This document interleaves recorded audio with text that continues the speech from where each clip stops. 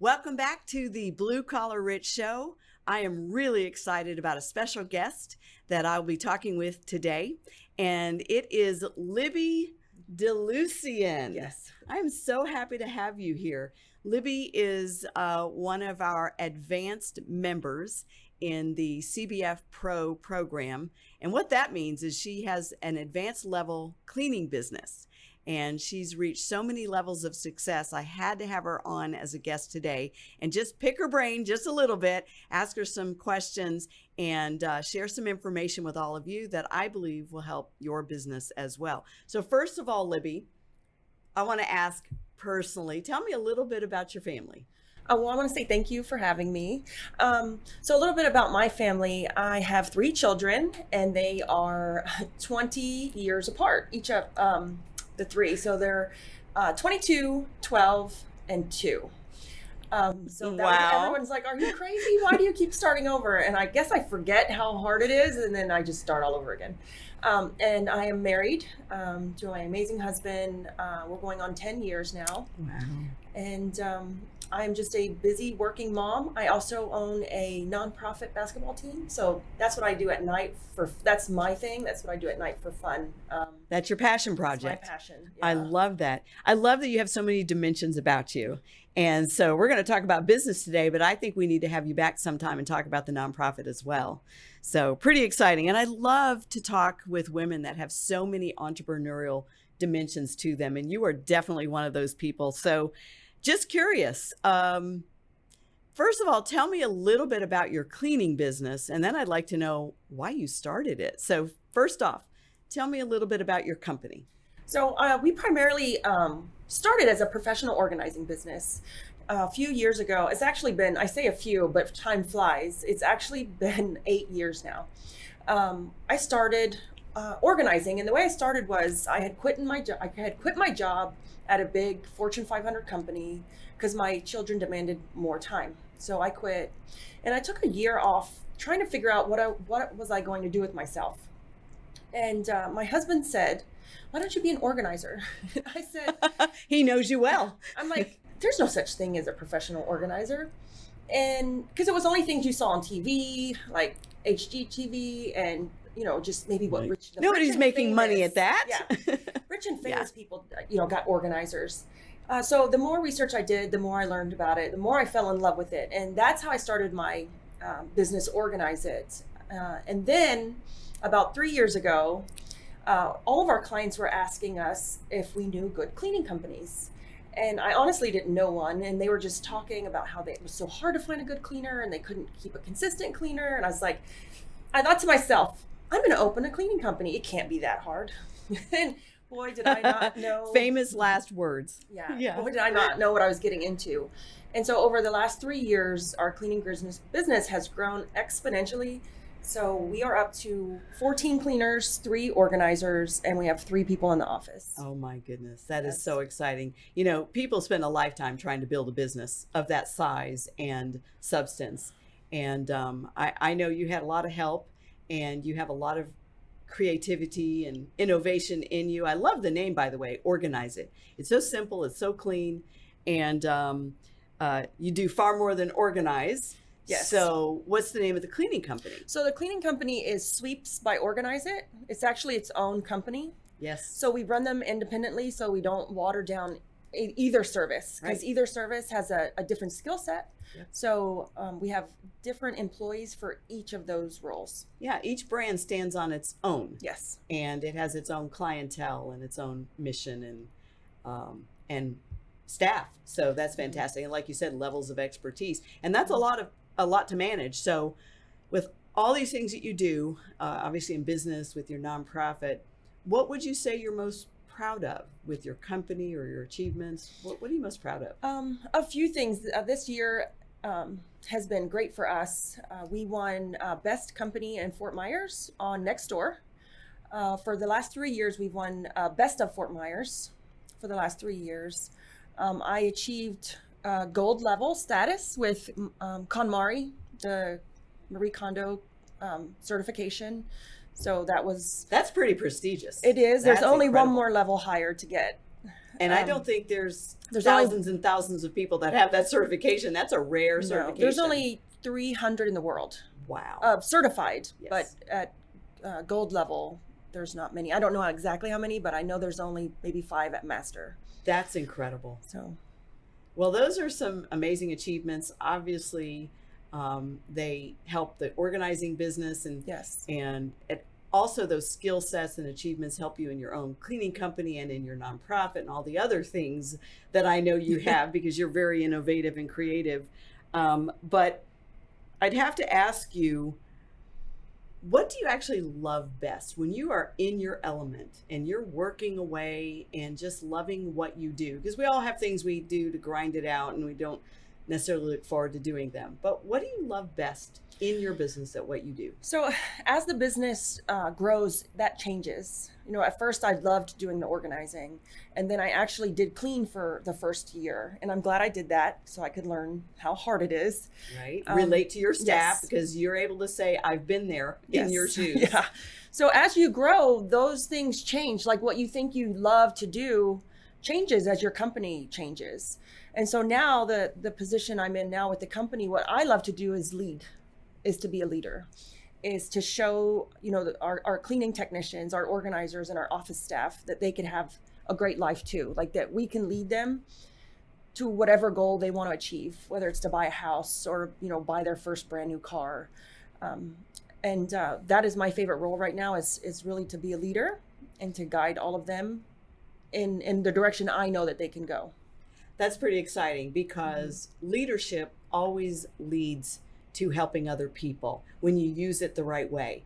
And that's one of the things that I have seen you evolve into, is a leader who helps others. And so this past year, Libby was certified in our Cleaning Business Fundamentals program to be able to be a certified CBF coach, meaning she trains other cleaning business owners who need help in their business, who want to achieve the levels of success that Libby has achieved. So Libby, I got to ask you about that, because I know for myself how rewarding it is to help other business owners. What has it meant to you to become a CBF certified coach? And now you're not just leading your own employees, leading your own admin team, your own staff, but now you're helping other cleaning business owners literally around the world fix their business, improve their business, maybe add organizing to their business. I know you've specialized in that. What has that meant to you to become a CBF coach? It's meant a lot. When the opportunity came, I was kind of like, wow, you know, can I be in that room? And when the opportunity came, and you know, I checked all the boxes, and I did get that opportunity, and then to go through the certification and the training, and then to actually start coaching people is surreal. When they want your advice, they look to you for advice. They've paid for it, so they're much more open. Yes, and you know, just to guide them and lead them. And I love coaching because, one, it makes my business better, because they're also teaching me, like, some of their ideas, some of the things they're doing. You know, because we can never stop learning. They're teaching me, as well as showing them that they aren't any different than I am, and that they can reach $1 million cleaning company as well. Wow. You know, I love that you said that, because the minute we stop learning, the minute we think we know it all, is the day we begin to go backwards. And a truly humble leader is always learning. A humble leader is learning from the people they lead and the people they teach and the people they mentor. And the fact that you acknowledge that somebody who has a business half the size of mine can teach me something. Absolutely. And so what are some of the things that you've learned from the people that you've mentored that have stood out for you, that you're thinking, wow, that was really good. That helped me even in my own business, or helped me mentor someone else? A few things, or like the main topic is company culture. Some of the ideas that some of the other cleaning business owners are doing to make, you know, to create that culture within their company, and you know, how they want their cleaners to feel at work, not necessarily like just go to work. Right. Like, Or read a slogan on a wall. yeah. And so I've learned a lot that there are so many things that other cleaning companies do for their company culture, whether it's incentives or bonuses or prizes. Can you give some specific examples? Because Yeah. I know how creative some of your ideas are. I've adopted some of them, but any great examples you can share? So I think Coach Jonathan actually does it. The first Thursday of every month, he does a special with just him in the cleaners. So he cooked them breakfast last Thursday morning. Like, he got up and went out and cooked them breakfast. I was like, that is so stinking cute. Relatable. But It's it was neat. so They neat. get to have breakfast with the boss. And the boss cooked it. Yeah. Yeah. So, and then another thing that I took from someone that I was coaching was really when a cleaner walks into the office, we're like, oh, can we make you a cup of coffee? Do you need a water? And they're like, me? Treat them like a Yeah. VIP. Yeah. Treat them. How many industries do not treat their technicians like VIP? They treat their sales team like VIPs. They treat their customers like VIPs. And a lot of industries, a lot of companies, maybe it's not intentional, but they don't think to teach or to teach their administrative staff and everybody in the company that when our technicians walk through the door, royalty has walked through the door. It's just counterintuitive to most cultures. So I love that you brought that up. They walk through the door. Can I get you some coffee? Can I get you some water? Make them feel important. Absolutely. I love that. We even keep snacks, so when they walk in, we're like, can we get you a snack? We do bagel Thursdays. So every Thursday they have bagels to come and eat. If they want to stop by the office, I did get that from somebody. It wasn't bagels, but I was looking for food. Right. It could have been donuts. Yeah, but I think you it was can- donuts. I was trying to be healthier. It could be granola. It could be bagels. But the idea, the Yes. strategy, the tactics can change. Mhm. But the strategy. Yeah, and then the other one thing that we took from an idea from someone I was coaching was the Massage Mondays. So since COVID, we haven't done it, but before COVID, we did Massage Mondays where we hire a student from a therapy school, massage therapy school, and they come and either massage their hands, Oh, I because from love that. cleaning, their hands Yes. get sore from the spray bottles, or their shoulders. They just get a 15-minute, 10-minute quick hand massage. So I love that. Massage Monday. Mondays. Now, any industry can use these ideas. You don't have to own a cleaning No. company, especially any industry that has people who work hard in the field Mhm. because their hands hurt, their shoulders hurt, their back hurts. And what a simple concept. It gives the massage student, therapist at a local school the extra work. And your employees feel special. They feel really important. Well, I love all of these things that you've shared because your cleaning business is growing. It's just incredible.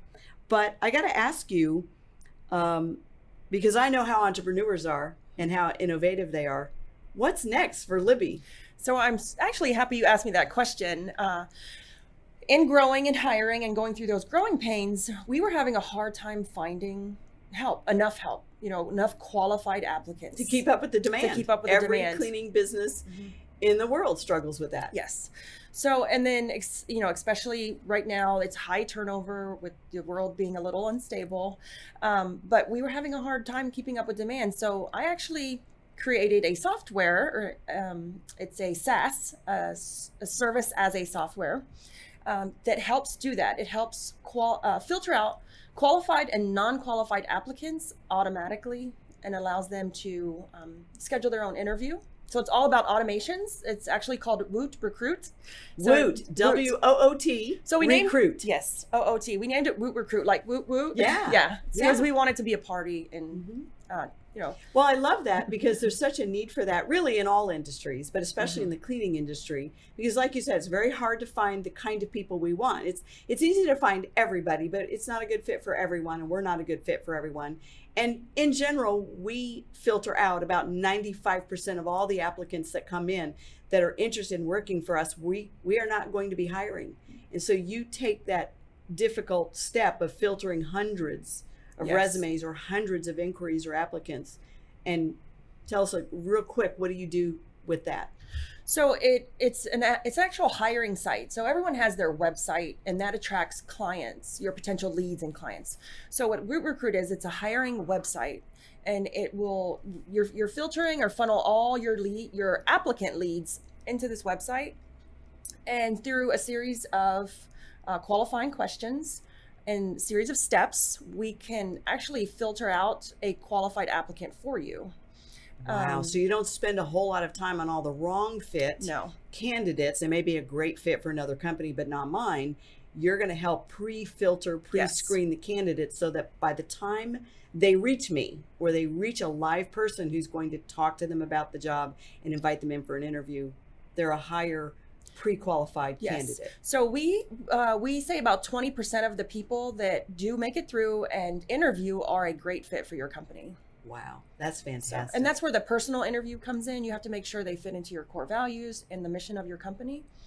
And about 20% of the ones who make it through are great fits. Fantastic. Well, my company uses Root Recruit. I know there are many cleaning companies around the country that does. So as always, success leads to success. And when a person is successful in one business, they will be successful in another business because the principles of success really are universal. It doesn't matter what business you're in. And so you've applied those success principles to your next venture, which is very excited. So before we wrap this up, I'm sure that you've got a favorite book in your head that has helped lead to your success. So tell us what your favorite business book is. I'm laughing because it's actually in my bag right now. It's Traction. Traction by Gino Wickman and others. Yes. It is an amazing book. It's a very, I wouldn't say hard read, but it's a very deep read. It's a deep read. Yes. So it is the third time I've listened to it, but I am now listening to it and reading along in the book. So it has changed my company and actually just the way I run everything. Yes. So Traction, the whole EOS system, the formula for success in that book. It is a pretty intense and heavy read. A little lighter read version of it is Rocket Fuel, but I highly recommend Traction. I love it myself. I've read it a couple of times and I need to read it again.